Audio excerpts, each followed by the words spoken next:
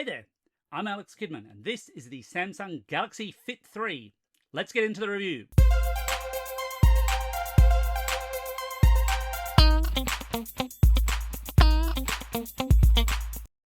But before we start, I should point out that Samsung Australia sent me the Galaxy Fit 3 for review. They're not asking for it back. They also sent me a Samsung phone to go with it.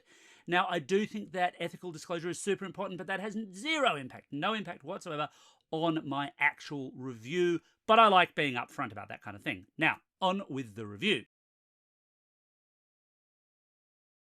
Like most other fitness trackers on the market, the Samsung Galaxy Fit 3 is built around a rectangular screen. It's not trying to be a smartwatch per se, because of course Samsung has its own range of those, and those cost considerably more than this does. This is instead a fitness tracker, and there's definitely an appeal both in this style and in this approach. The Samsung Galaxy Fit 3 packs in a 1.6-inch AMOLED display, larger than the comparable display on the Galaxy Fit 2 it replaces, though at 18.5 grams it's slightly heavier than the 11.3 grams of its predecessor. You're not really going to notice that 7 grams once it's on your wrist, however. With a resolution of just 256 by 402 pixels, you're not going to be watching 4K movies on this thing, but then that's totally not the point, and on a rectangular screen like this, they'd look awful. This is certainly sharp enough for what it needs to do, which is primarily time telling, notifications, fitness tracking, sleep tracking, that kind of thing. The screen itself is fine and clear. It does dim when you're not looking at it. That's a common battery saving trick amongst this kind of device. But it works well enough. I've been testing it now for over a month, both in Australia and in Japan, because even when I go on holidays, I somehow end up working. The controls on the Galaxy Fit are simple, but then that's going to happen if you build a fitness tracker with only one button.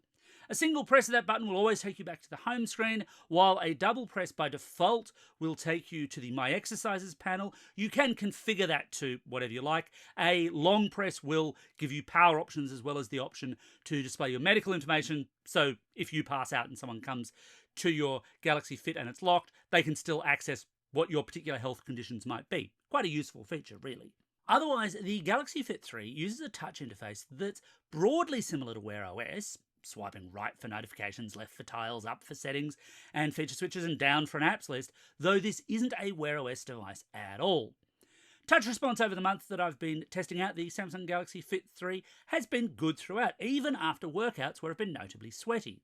And speaking of sweaty, even at my hardest workout rate, I'd find it tricky to drown the Galaxy Fit 3 because it's IP68 rated. Now that means it's water resistant, not waterproof. Important distinction. I have a full video on that if you want to know more about that kind of thing. Physically speaking, the Galaxy Fit 3 uses a simple watch band style clasp, but feels appropriate to its price point, which is my polite way of saying, look, this isn't fancy, but it gets the job done. The model supplied to me was in basic grey, although here in Australia you can also get a pink gold finish. From what I can see, there's also a white band version out there, but that doesn't seem to be for sale in Australia, and there are some third-party bands out there.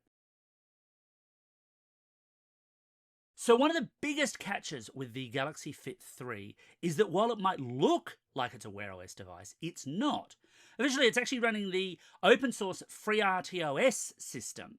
And that does limit the Samsung Galaxy Fit 3 in a very specific way. Specifically, it only works with Samsung phones.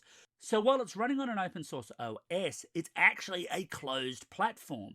If you've got a Pixel, an Oppo, a Motorola or a Xiaomi phone, this won't be the fitness tracker for you. It simply will not connect. Now, one benefit of being entirely in-house with Samsung is that pairing and setup is quick and really, really easy, because of course the relevant apps, Samsung Wear and Health, are already there on your phone, but then you can download those to other Android devices to use other Samsung wearables like the Galaxy Ring or its Galaxy Watches. So I can't come down in favour of this limited approach. I think it would be nicer if this was available across the Android ecosystem, because some people do not necessarily just stick with the one phone brand. Of course, if you're a die-hard Samsung fan, this is not an issue at all, because it will just continue to work with your Samsung phones. But if you do jump around the brands, yeah, this is a big problem. The Samsung Galaxy Fit 3 doesn't pretend to be a full smartwatch, so its set of capabilities is more specifically constrained, with no third-party apps at all. Outside health and fitness tracking, you get a simple media controller, phone finding, weather, calendar, timer, alarm, stopwatch, world clock, calculator, and camera remote for your paired Samsung phone, and that's all you get, period. And look, at this price, that's fine, actually. There's definitely something to be said for simplicity. Many people will just want the basics of alert notifications for their paired phones along with fitness tracking.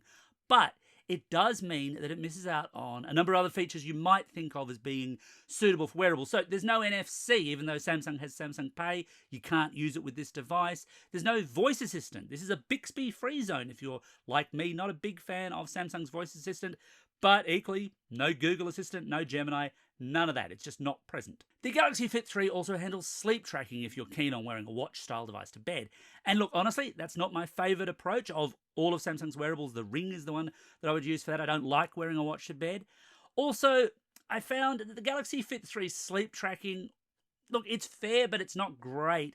And I'm honestly yet to find one of these devices that does a particularly good job of tracking, especially my more insomniac nights. It always seems to think that I am, in fact, still asleep when I know I'm not. So more work is required here. This is no better than anything else, but it's kind of just as bad as everything else in terms of sleep tracking, in my view. On the fitness tracking side of matters, Samsung's claim is that it'll do over 100 different exercise types with auto detection for a smaller range of them, but that auto detection does include the exercises that I tend to do, walking and running. And look, at first I was actually quite happy with it, so I took it out for a 5k run. Let's see how that went. Okay, so that's a 5k park run done with the Galaxy Fit 3. Do I feel fitter? Well, as you can probably see, I certainly feel sweatier. But no, it did a reasonable job. The tracking across distance seemed pretty much on par with other fitness tracking devices I've used. Being a smaller, lighter band has some benefits in terms of comfort. It's done okay. Yeah, worked pretty well. Okay, so far so good, but the good news didn't last. Okay, another 5k run down. Not a great time, but that's on me, not on the Galaxy Fit 3. The one thing I will say though is I've been running today with it standalone, so I don't have a Samsung phone with me because people often don't want to take their phones with them when they go out for a run. And without a phone, it slightly overmeasures GPS distance. Not by some huge degree. I'm not talking kilometres here. I'm talking 50 to 100 metres before I'd hit my 2.5k mark. In my 5k run, it said I'd done it. So it's slightly undermeasured in that way, which if you were doing an unfamiliar track and you wanted to do a distance hit, that might not work so well.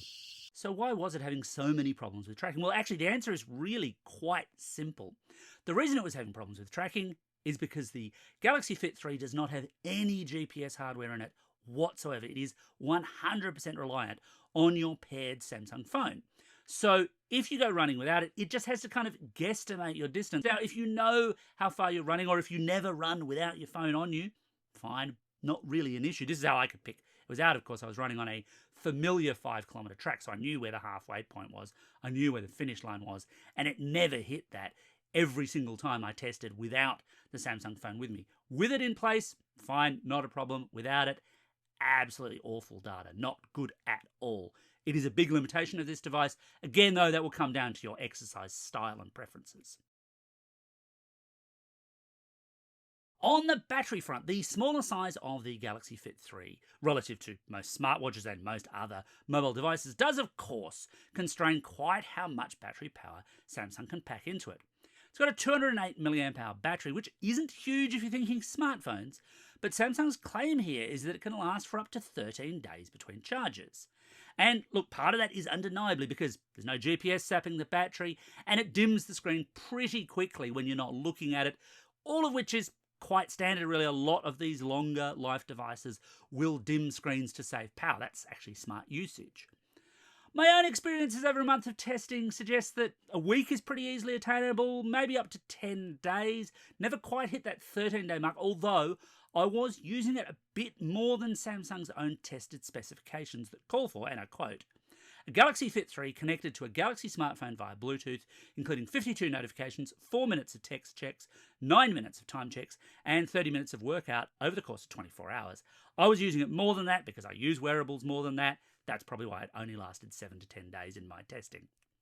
So basically, battery life is actually quite good, especially compared to a lot of smartwatches. But The Samsung Galaxy Fit 3 does have the all too common issue of using a custom Pogo Pin charging cable when it comes time to top it up. There's no charger in the box, so you'll need to have a USB-C plug ready to go as well.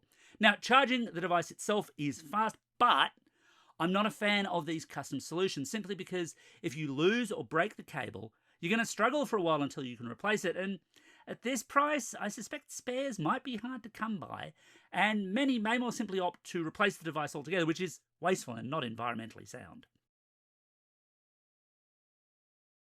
So what's my verdict on the Samsung Galaxy Fit 3? Well, look, if you're a fan of Samsung devices and you're strongly in the Samsung ecosystem such that you're only going to be using a Samsung phone for the foreseeable future, and you're after an affordable and simple fitness tracker, then yeah, there's a lot to like about the Galaxy Fit 3 at this price point. However, if you do jump between manufacturers from time to time, or if you prefer to go out exercising without your phone a lot of the time, then it's much less compelling. And that's my take on the Samsung Galaxy Fit 3. Got any questions? Hit me up in the comments below. And as always, thanks for watching. Don't forget to hit like and subscribe. Please consider becoming a Patreon or Ko-Fi subscriber, and have a great day.